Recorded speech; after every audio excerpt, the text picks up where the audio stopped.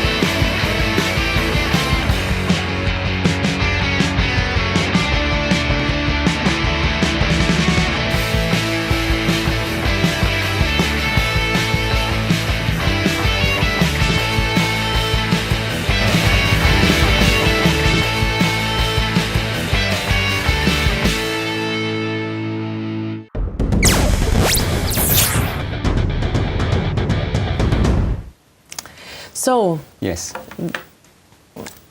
You can allow me to name Yes. you Garri, yes? Yes, yes.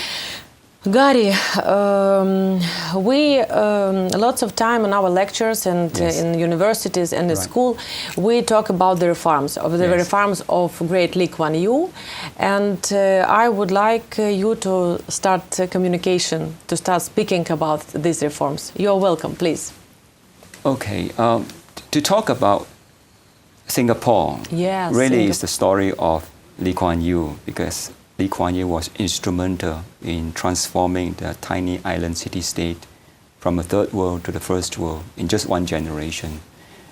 And among all the post-colonial nations, and now I have to bring you back 50 years to the independence of Singapore. 50 years ago, we're talking about the very turbulent period where many post-colonial nations achieved independence in the 60s and even 50s. And I think among all these post-colonial nations, Singapore was probably the most successful in transforming itself. Many of the ideas of Li Kuan Yu, many of the policies of Li Kuan Yu were way ahead of time. In a sense, it's an instructive, it's an imperative, it's a powerful policy lesson. It shows how policy innovation, how policy anticipation, the necessity of important values like courage, like statesmanship, like the moral courage to be able to take tough decisions, to go against even the majority of the wishes, in order to help the country, in order to help the nation, in order to transform society and economy. So there are many facets, many aspects of this societal and economic transformation.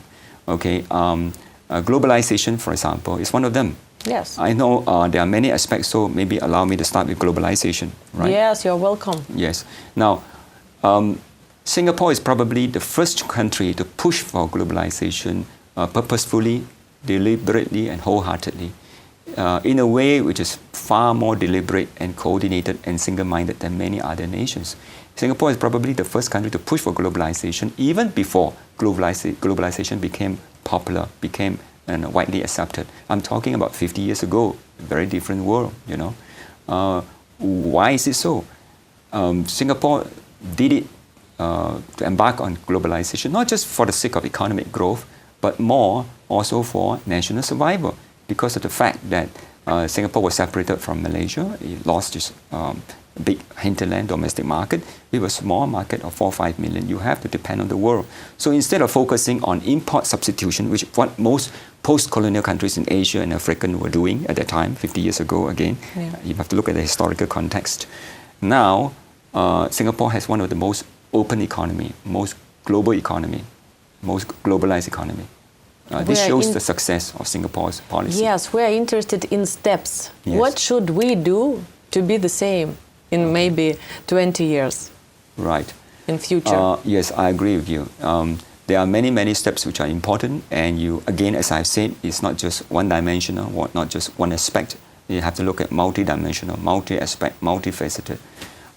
It's easy to say that Singapore is a poster child of globalization. Singapore is a home of 7,000 multinational companies. Singapore has got more than 4,000 global regional operation headquarters. Those are statistics that impresses people.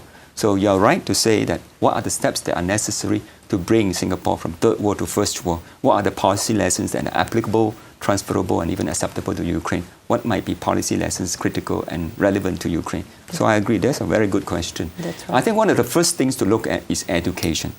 All right, I think you would agree that education plays a very powerful role in a country, especially in a country like Singapore.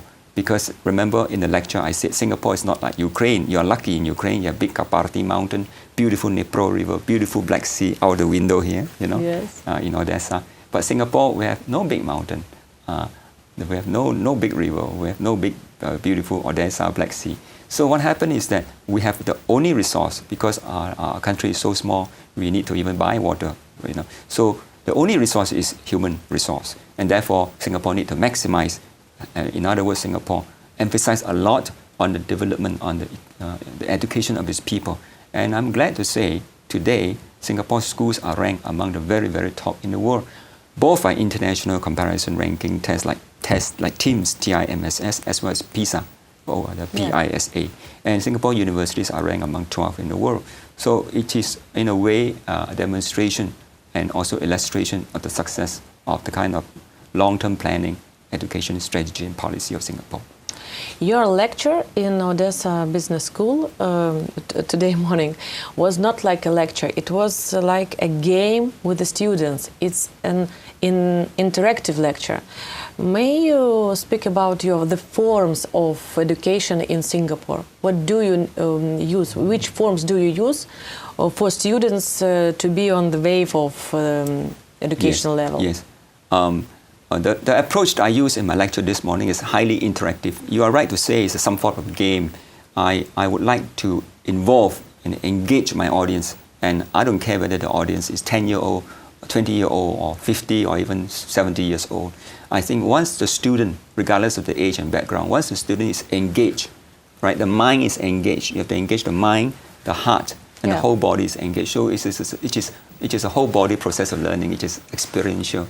Is interactive, is upliftment, and when the students feel that they're part of the process, then they can be really, involved in it, and then they can really take part, and they can really learn, and they can really benefit. So it's a total experiential approach.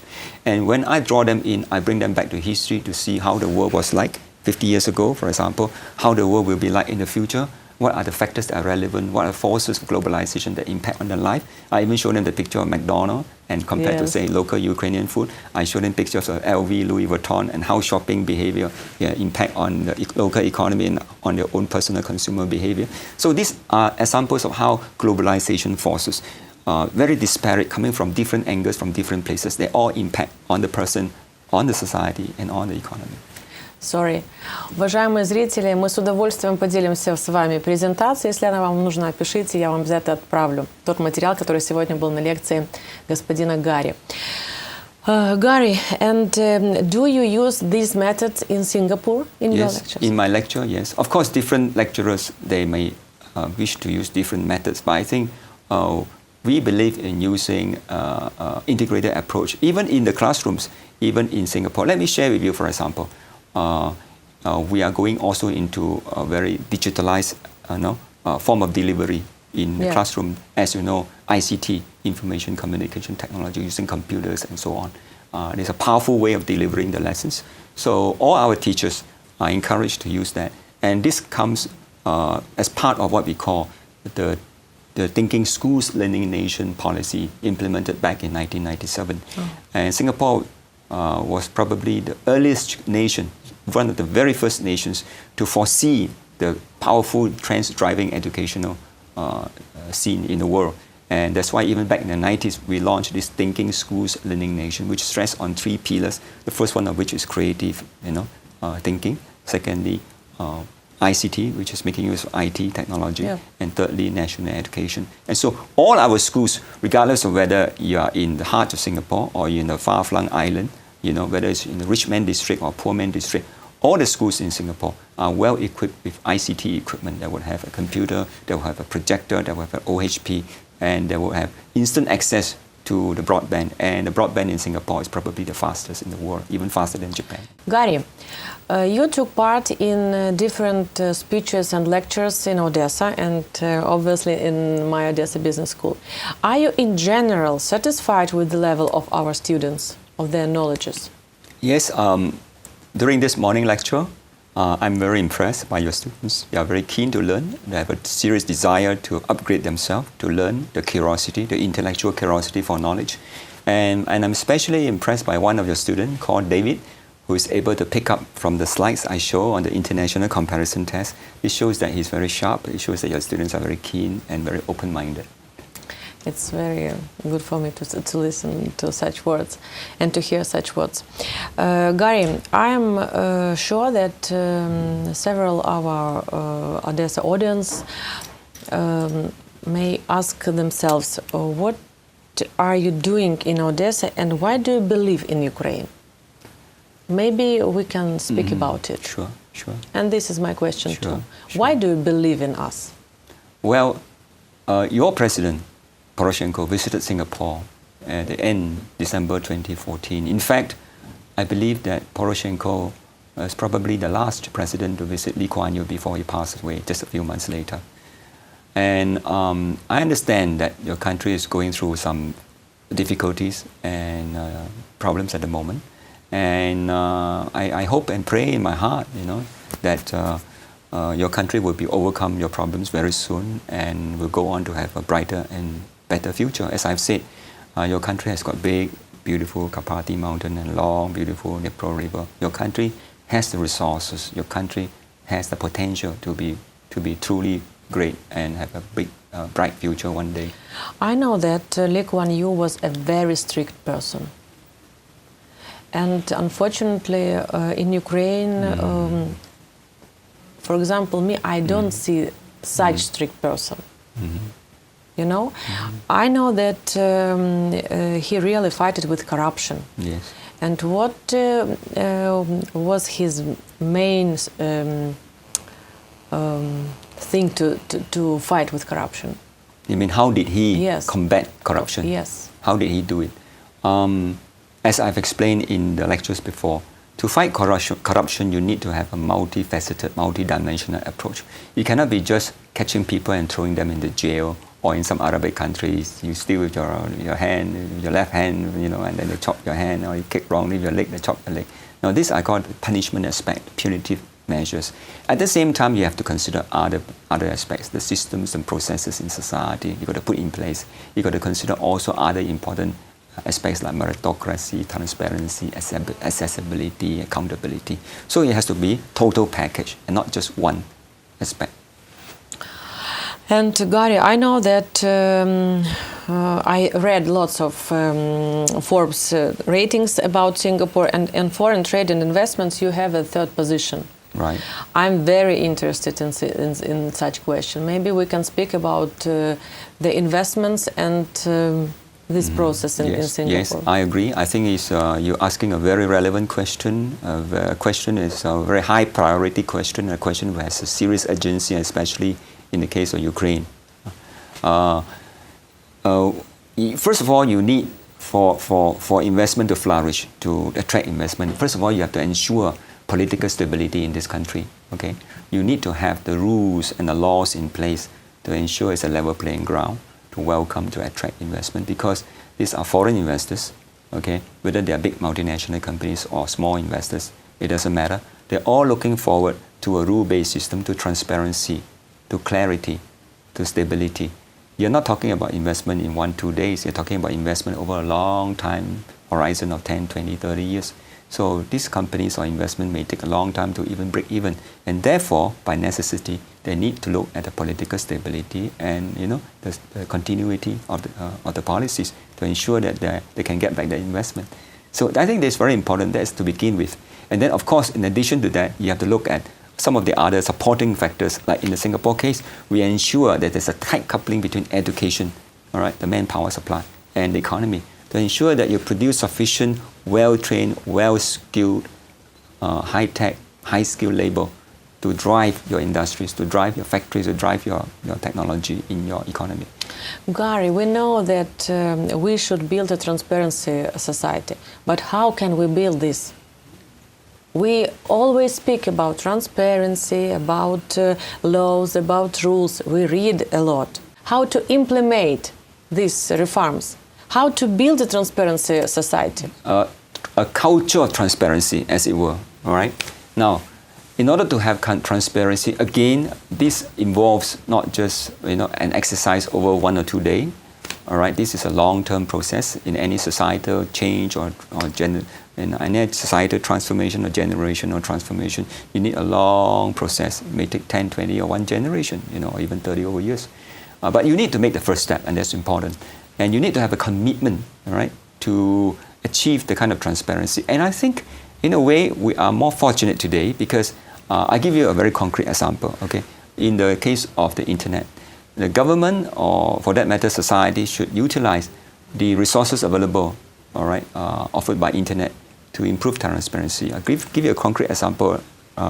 You can use, for example, all your government websites. Okay, when you apply for visas, permits, licenses, whatever, you can put all this information online. So there's full accessibility, there's full transparency, so that everyone has equal access. I don't care whether you're staying in Kapati Mountain, you're staying in Dnipropetrovsk, you're staying in Kharkiv, or even in Kyiv. Everybody has full access. It doesn't matter whether you're staying in a big city or a small town. It doesn't matter. So the internet, in a way, is a powerful leveling medium to close the gap between what we call the digitally connected and the digitally disconnected, the globally contented and the globally discontented. Okay, if you read books by Joseph Stiglitz and book by Manuel Castells, globalization and the disconnected, globalization and the discontented.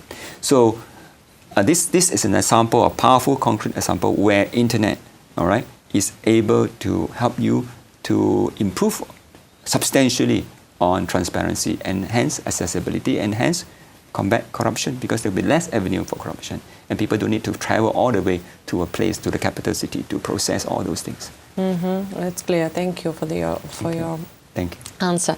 Gary, I know that the Singapore is on the list of 10 richest countries after Qatar and Luxembourg. And we all understand about Qatar, but it is a very interesting question about Luxembourg. Yes, you've just mentioned an Odessa Business School. It's about taxes. Yes, and how can you compare these countries? You mean comparing Qatar and Luxembourg? And Singapore. And Singapore, yes, the top three richest countries. Yes, the top three richest countries. Very interesting. Of course, obviously, as you know, Qatar is rich because oil resources. Yeah, they just, right. literally dig from the ground. They are so well blessed. Not many countries are as lucky. How we wish Singapore is so lucky. I am sorry for interrupting, yeah, but when I studied in London, there was one huge house, and there lived just Qatar person, Yes. the richest one. Yes.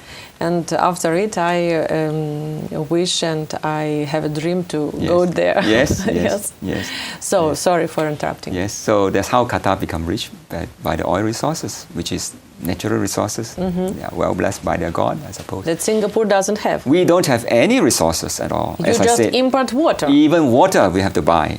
Yes, Singapore I has to know. buy from Malaysia. And we don't even have enough land. So we really have to work very, very hard. And that's why the policies that are instrumental to drive Singapore, that are responsible for the success of Singapore, I believe are highly applicable and transferable to a developing country, because all these policies have been proven to work to help a country to transform itself. It's not a policies that is like by coincidence. These are policies by design, by strategic thinking for the long term over a whole generation, and has been demonstrated to work. All right. Some of those I've shared with our classes this morning. Yeah. Yes, that's right. Thanks. Gary, what can you wish to our government and to our people in Ukraine?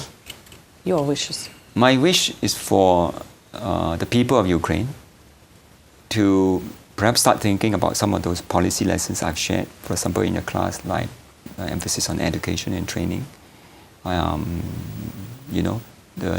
The urgent and serious need for reform in the sense of transparency, meritocracy, efficiency, accountability, accessibility, so that you can then improve society, improve the government, and also reduce corruption.